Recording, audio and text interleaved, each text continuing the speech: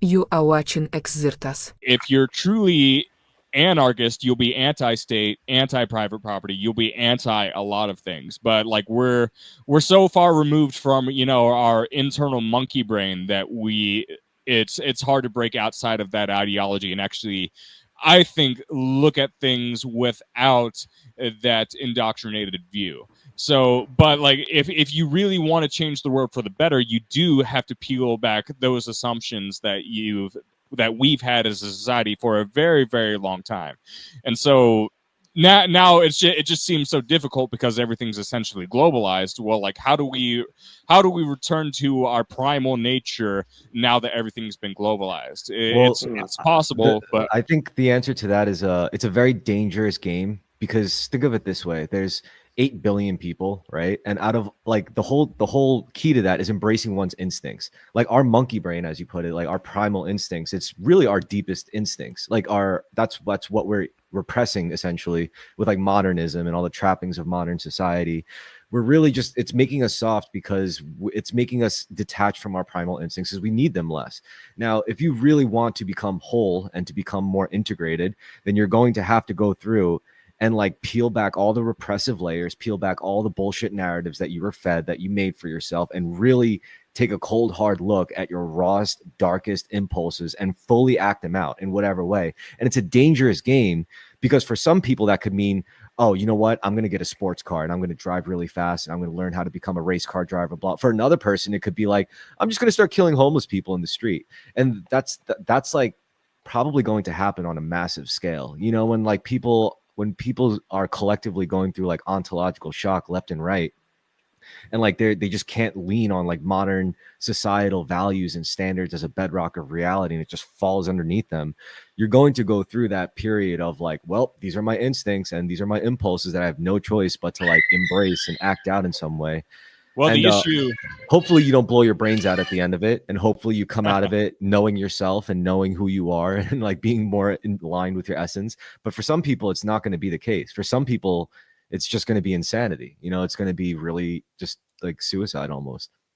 There are parallels between that and the suppression of the shadow, and so we're already seeing the negative effects of it. And so the depressing thing about a movie or a book like American Psycho is just how believable the whole scenario is. It's like the rich guy killed homeless people. He Yeah. was overly obsessed with Dorja and his business cards. These are all the results of so now we have our highest executive, our main leader wears basically he wears a business suit. And the more you actually think about why we elect leader, like we take a business suit to mean all the good things, apparently. Like, how does a suit communicate that you are a strong person or a loving person, or like any of the fruits of the spirits, love, joy, peace, patience, kindness, goodness, general self-control? Maybe you get a godly person or godly human being, and the fact is it doesn't. Like, though, that's just essentially the symbolic the outfit that symbolizes that we're all enslaved by industry now. That's, to me, that's what the modern business suit represents. And so it feels like the president, no matter who that is, Joe Biden, Donald Trump, they look a little bit castrated by having to wear this stupid outfit as a sign of leadership. And so there's nothing wrong with having, I guess, formal dress wear. It's just like, what does that symbolize? And it's just such a boring outfit that it doesn't feel like it can symbolize anything good.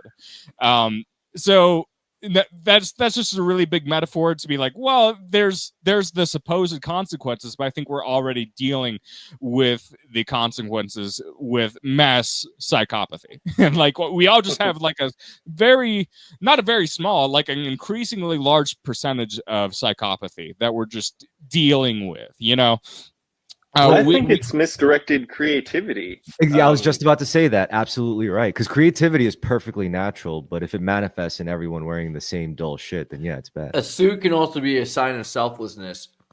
If everyone dresses in these colorful me outfits, it's all about their ego. But if you dress like a waiter it's just that you're going to serve them. But you I would, know, and that's- I don't know about that. When you say like, because we're talking about style, and style can be a very intangible thing. And if you really think about it, like what style actually is, divorced from just trends, style is a reflection of basically the way you move. Like not like in a literal sense physically, but that too.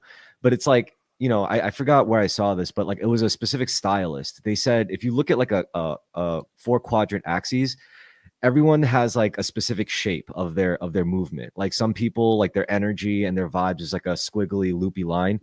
For some people it's like a sharp saw pattern. For some people it's a straight line. For some people it's like a scribbly thing.